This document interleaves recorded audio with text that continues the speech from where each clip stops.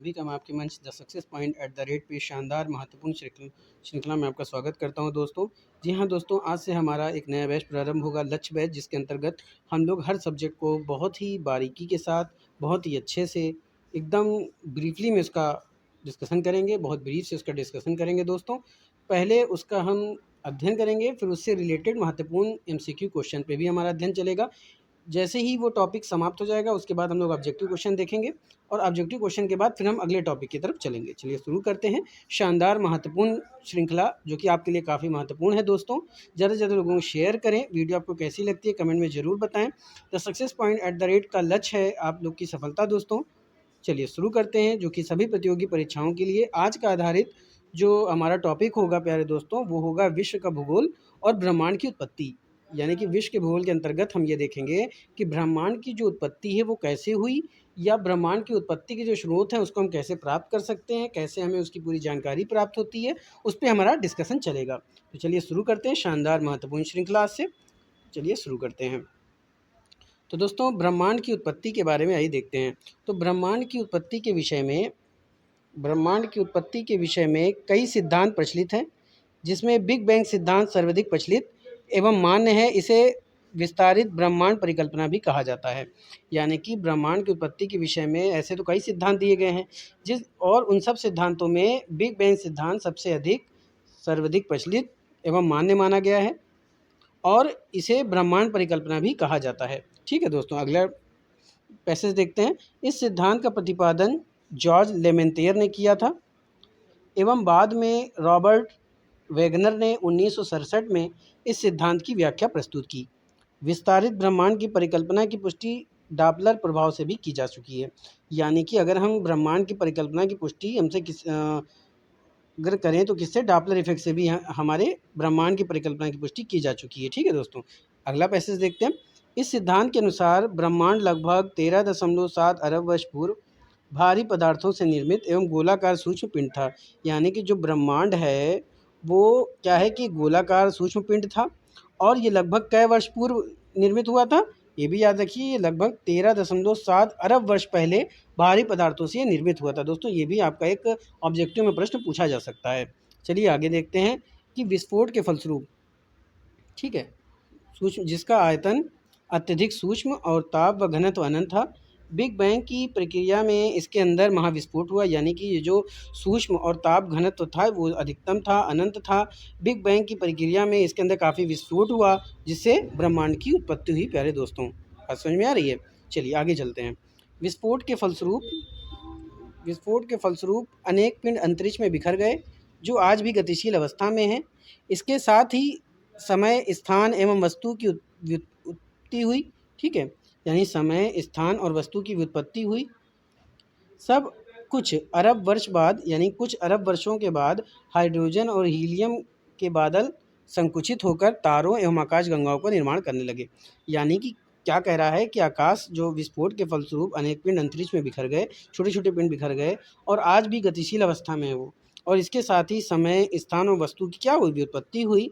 इसके कुछ अरब वर्षों के बाद हाइड्रोजन और हीलियम के बादल संकुचित होकर, यानी कि फैलकर, ठीक है, इकट्ठे होकर तारों एवं आकाशगंगाओं का निर्माण करने लगे। संकुचित होकर आकाशगंगा या तारों का निर्माण करने लगे। चलिए आगे चलते हैं, आगे बढ़ते हैं दोस्तों। तो ये तो हो गया विस्फोट की। अब आगे देखते हैं। बिग बैंग घटना के बाद आज से लगभग 4.5 अरब वर्ष पूर्व सौरमंडल का विकास हुआ। यानी पहले की बिग बैंग घटना घटी, बिग बैंग जो घटना घटी थी उसके बाद 4.5 अरब वर्ष पहले आज से सौरमंडल का विकास हुआ, जिससे ग्रहों और उपग्रहों का निर्माण हुआ।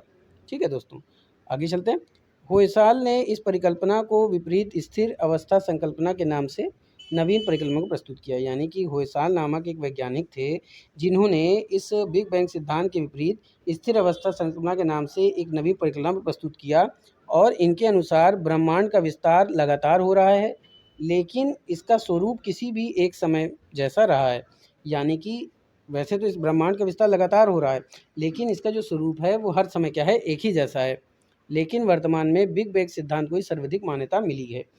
ठीक है, होयसाल ने तो सिद्धांत दिया था स्थिर अवस्था संकल्पना, लेकिन फिर भी बिग बैंग सिद्धांत को ज़्यादा महत्व दिया गया है। आगे चलते हैं। अब देखते हैं दोस्तों आकाशगंगा और निहारिका के बारे में। चलिए, पहला पॉइंट क्या दे रहा है कि मंदाकिनी के सर्वाधिक पास में स्थित आकाशगंगा एंड्रोमेडा है। यानी कि देखिए, प्रश्न और बन सकता है कि मंदाकिनी के पास स्थित आकाशगंगा का नाम क्या है? एंड्रोमेडा है, जो सौरमंडल से लगभग 22 लाख वर्ष दूर है। यानी कि सौर मंडल से इसकी दूरी कितनी है? 22 लाख प्रकाश वर्ष दूर है। अगला क्या है? Orion nebula. ये हमारी आकाशगंगा मंदाकिनी का सबसे शीतल और चमकीले तारों का क्षेत्र है। देखिए, एक प्रश्न बाई प्रश्न बन सकता है दोस्तों कि मंदाकिनी का सबसे शीतल और चमकीले तारों का क्षेत्र क्या है? उसको हम क्या कहते हैं? Orion nebula. बात समझ में आ रही है? चलिए आगे चलते हैं। आगे कह रहा है दोस्तों कि आकाशगंगा के प्रतिसरण नियम का प्रतिपादन किसने किया था? तो एडविन हेबल ने किया था। ये भी प्रश्न पूछा जा सकता है।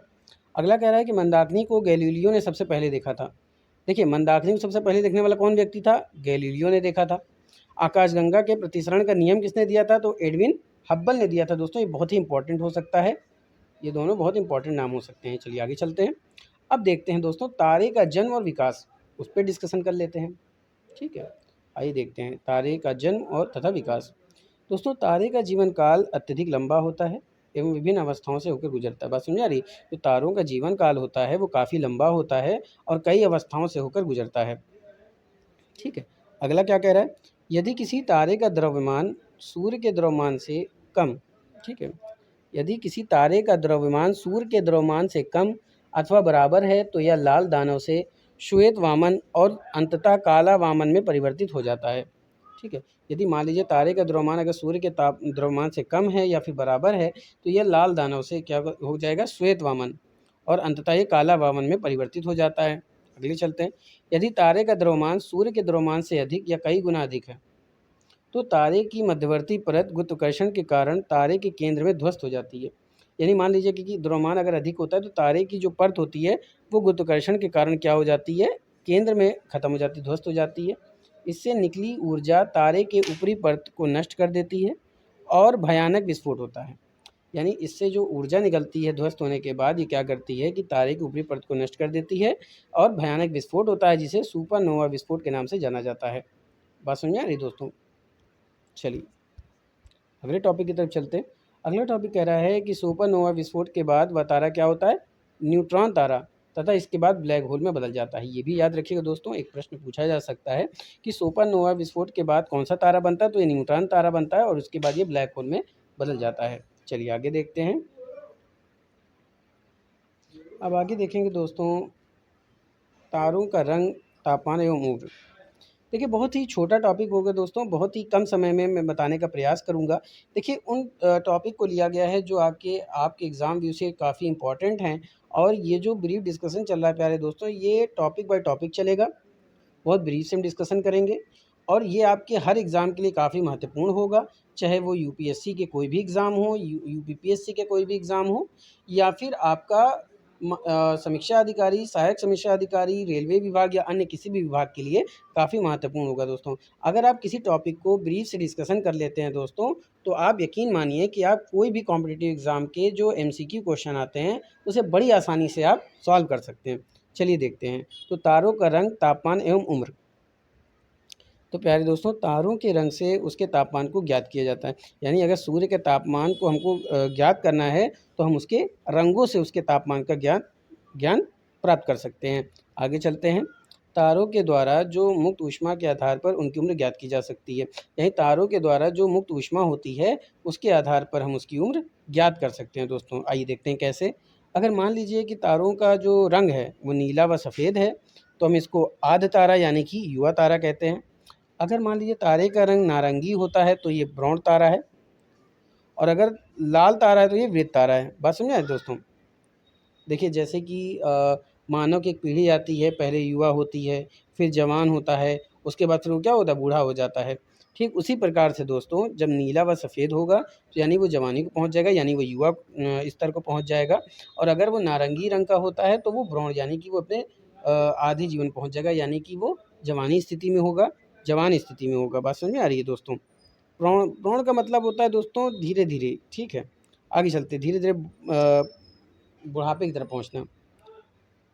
लाल तारे की बात करें तो ये बुढ़ापे को प्रदर्शित करता है। आइए आगे चलते हैं। अंततः विस्फोट के बाद तारे की मृत्यु हो जाती है। इसके देखो, जब बुढ़ा हो जाता है कोई भी व्यक्ति तो उसकी क्या हो जाती है, मृत्यु हो जाती है। ठीक उसी प्रकार से आपके तारों की भी स्थिति होती है कि जब वो बहुत ज़्यादा बुढ़ा हो जाता है तो विस्फोट होता है, विस्फोट के बाद तारे की क्या हो जाती है दोस्तों, मृत्यु हो जाती है। और जब मृत्यु हो जाती है तो ये क्या कहलाता है, कृष्ण वीवर बन जाता है। यानी आप ऐसे भी कह सकते हैं कि विस्फोट के बाद जब तारे की मृत्यु हो जाती है तो कौन सी स्थिति हो जाती है, कृष्ण वीवर। बात समझ आ रही है, क्या हो जाएगी, कृष्ण वीवर हो जाएगी। चलिए आगे चलते हैं। अब आगे आता है चंद्रशेखर सीमा, आइए उसको देख लेते हैं। चंद्रशेखर सीमा दोस्तों चंद्रशेखर नामक वैज्ञानिक ने दिया था, जो कि अमेरिकी खगोलविद थे। आइए देखते हैं। तो एस चंद्रशेखर दोस्तों क्या कह रहा है, एस चंद्रशेखर भारतीय मूल के अमेरिका खगोल भौतिकविद थे, जिन्होंने श्वेत वामन तारों के जीवन अवस्था के बारे में सिद्धांत प्रतिपादित किया। इसके अनुसार 1.44 सौर द्रव्यमान का ही श्वेत वामन द्रव्यमान के ऊपरी सीमा है। इसे ही चंद्रशेखर सीमा कहते हैं। बात समझ आ रही दोस्तों, यानी कि श्वेत वामन तारों के जीवन अवस्था के बारे में इन्होंने क्या किया, एक सिद्धांत प्रस्तुत किया। और इस सिद्धांत के अनुसार क्या कह रहा है कि 1.44 सौर द्रव्यमान ये क्या होता है, श्वेत वामन के द्रव्यमान की ऊपरी सीमा होती है, यानी कि द्रव्यमान की सबसे ऊपरी सीमा मानी जाती है। ठीक है, श्वेत वामन के द्रव्यमान की, और इसे ही चंद्रशेखर सीमा कहा जाता है। चलिए आगे देखते हैं। एस चंद्रशेखर को संयुक्त रूप से नाभिकीय खगोल भौतिक में W.A. पाउलर के साथ 1983 में नोबेल पुरस्कार भी प्रदान किया गया था। दोस्तों बहुत ही इंपॉर्टेंट क्वेश्चन यहाँ से पुटअप हो सकता है कि नाभिकीय खगोल भौतिकी में 1983 में किनको नोबेल पुरस्कार प्रदान किया गया था। तो दोस्तों अगर पूछा जाए नोबेल पुरस्कार प्रदान किया गया था तो एक तो आपके चंद्रशेखर हो जाएंगे, दूसरा अगर नाम आता है W.A. फाउलर तो दोस्तों वहाँ आप ज़रूर टिक लगाएंगे, क्योंकि संयुक्त रूप से दोनों को दिया गया था, चंद्रशेखर को भी दिया गया था और W.A. फाउलर को भी दिया गया था। कब दिया गया था, तो ये दिया गया था प्यारे दोस्तों 1983 में दिया गया था। बात समझ में आ रही है। चलिए आगे चलते हैं।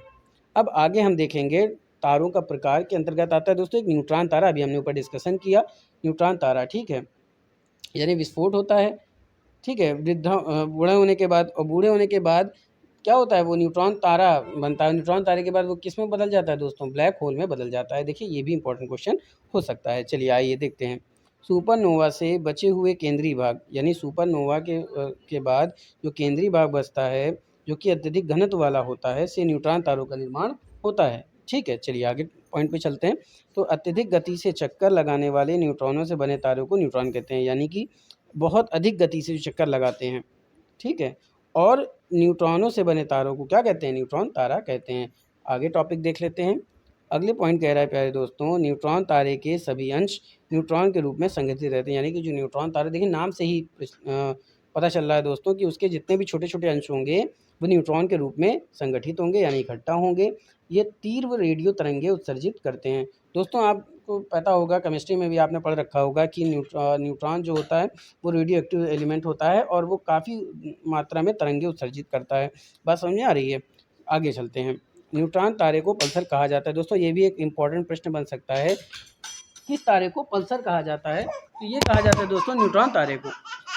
ठीक है, बस समझ। तो दोस्तों उम्मीद करता हूँ कि आप लोगों को पसंद आ रहा होगा। देखिए इसी तरह से हमारा डिस्कशन चलेगा दोस्तों। अगर आप लोग को बहुत ज़्यादा फास्ट लग रहा हो तो आप कमेंट में लिख सकते हैं दोस्तों। बहुत अच्छे से डिस्कशन में करने की कोशिश कर रहा हूँ। चलिए दोस्तों आगे चलते हैं। यहाँ तक आपने देख लिया कि न्यूट्रॉन तारे को पल्सर भी कहा जाता है। दोस्तों यहाँ से एक प्रश्न बन सकता है आपका बहुत ही, कि किस तारे को पल्सर तारा के नाम से जाना जाता है, पल्सर के नाम से जाना जाता है। तो दोस्तों न्यूट्रॉन तारे को हम क्या कहते हैं, पल्सर तारे के नाम से जानते हैं। ठीक है, एक और अब देखते हैं कि कृष्ण वीवर क्या होता है। देखिए अभी बात की जा रही थी, देखिए ऊपर देखिए, मैं आप लोगों को दिखाने का प्रयास करता हूँ फिर से कि देखिए कृष्ण वीवर, यानी कि विस्फोट के बाद तारे की मृत्यु हो जाती है और ये कहाँ पहुँच जाता है, कृष्ण वीवर में पहुँच जाता है। ठीक है दोस्तों, कृष्ण वीवर में पहुँच जाता है। ठीक है, देखिए और न्यूट्रॉन तारे का निर्माण कब होता है दोस्तों, सुपरनोवा विस्फोट होता है, उसके बाद न्यूट्रॉन तारा बनता है। और जो न्यूट्रॉन तारा बनता है दोस्तों उसका घनत्व तो बहुत अधिक होता है। बात समझ में आ रही है। अत्यधिक गति से चक्कर लगाने वाले न्यूट्रॉन से बने तारों को न्यूट्रॉन तारा कहते हैं। सुपरनोवा का विस्फोट होने के बाद जो तारा बनता है जो क्या कहता है, अत्यधिक गति से न्यूट्रॉन उसमें होते हैं, वो चक्कर लगाता है न्यूट्रॉन। या ऐसे समझ लीजिए दोस्तों कि सुपरनोवा विस्फोट होता है और सुपरनोवा विस्फोट होने से आपके न्यूट्रॉन पदार्थ से तारे बनते हैं, और जो तारे बनते हैं, जो टूटते हैं, जो तारे बनते हैं, वो तारे क्या होते हैं? न्यूट्रॉन तारे कहलाते हैं। ठीक है, यहाँ तक बात समझ में आ रही है? चलिए आगे चलते हैं। तो दोस्तों अब हम देखेंगे कृष्ण वीवर क्या होता है। बात समझ में आ रही है? अभी तक हम लोगों ने ब्रह्मांड की उत्पत्ति कैसे हुई, ठीक है, फिर देखा हमने उसमें सुपरनोवा कैसे, विस्फोट कैसे होता है, उसमें न्यूट्रॉन तारा क्या होता है, उसमें किस तरह के तारों का तापमान होता है, ठीक है, तारों का रंग से हम तापमान ज्ञात करते हैं। ठीक है, अब हम देखेंगे कि कृष्ण वीवर क्या होता है दोस्तों। कृष्ण वीवर क्या होता है, ठीक है, चलिए कृष्ण वीवर देखते हैं कृष्ण वीवर क्या होता है। ठीक है, चलिए आइए देखते हैं। तो दोस्तों पहला पॉइंट क्या कह रहा है कि कृष्ण वीवर अंतरिक्ष में स्थित ऐसा स्थान है जहां गुरुत्वाकर्षण इतना अधिक होता है कि प्रकाश का परिवर्तन या किसी भी वस्तु का वहां से पलायन नहीं हो पाता। बात समझ में आ रही? यानी कि कृष्ण वीवर अंतरिक्ष में एक ऐसा स्थान होता है जहां पर गुरुत्वाकर्षण इतना अधिक होता है कि प्रकाश परिवर्तन या कोई भी उपस्थित, यानी कोई भी अगर वस्तु है तो वहाँ से वो पलायन नहीं कर पाती। बात समझ में आ रही है? चलिए आगे पॉइंट देखते हैं। कृष्ण वीवर की पुष्टि प्रकाश के अपने पथ के विचलन के द्वारा होता है। बात समझ आ रही है? अगर कृष्ण वीवर की पुष्टि कैसे होगी? प्रकाश के अपने पथ के विचलन के द्वारा, यानी कि प्रकाश के पथ, बात समझ आ रही? यानी कि जो प्रकाश होता है, जो लाइट होती है, उसका जो अपना पथ होता है, उसके विचलन के द्वारा हमें कृष्ण वीवर की पुष्टि होती है। चलिए आगे चलते हैं। कृष्ण वीवर का निर्माण तब हो सकता है जब न्यूट्रॉन तारे में द्रव्यमान एक ही स्थान पर संकेंद्रित हो जाए या उसकी मृत्यु हो रही हो। बात समझ आ रही? देखिए दोस्तों, हमने कही थी न्यूट्रॉन तारे में क्या होता है? द्रव्यमान एक ही स्थान पर हो और उस न्यूट्रॉन तारे की मृत्यु हो रही हो। बात समझे ना भाई? सुपरनोवा का विस्फोट होता है, न्यूट्रॉन तारे बनते हैं और फिर जब अवस्था पहुंच जाता है वो क्या हो जाता है? कृष्ण वीवर में, ठीक है, कृष्ण वीवर हो जाता है। ठीक है, चलिए देखिए ऊपर भी यही बात कही गई है। ठीक है, फिर क्या होता है? विस्फोट के बाद तारे की मृत्यु हो जाती है। ठीक है भैया, दोस्तों न्यूट्रॉन तारा क्या होता है? विस्फोट के बाद न्यूट्रॉन तारा बना, न्यूट्रॉन तारे के बाद वो ब्लैक होल अवस्था में पहुंच गया। जब ब्लैक होल अवस्था में पहुंच गया तो उसके बाद वहाँ विस्फोट होगा, और वहाँ विस्फोट होने के बाद दोस्तों क्या होगा? तारों के विस्फोट के बाद क्या होता है? मृत्यु हो जाती है, और मृत्यु के बाद वो कृष्ण वीवर बन जाता है।